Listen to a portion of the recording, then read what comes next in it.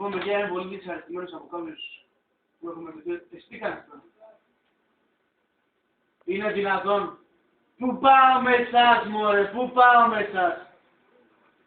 Καταρχήν, πρέπει να μπλεχτείτε λιγάκι. Πρέπει να μπλεχτείτε. Τι εννοείς, coach? Να μπλεχτείτε. Εσύ να πας με τον Κέρτσο. Εσύ να πας με τον Λεωνίδα.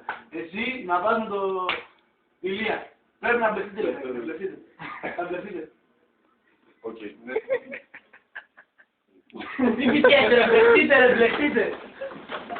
Τι κάνετε ρε. Τι που πάω με εσάς ρε. Σαν να μ' αφήσεις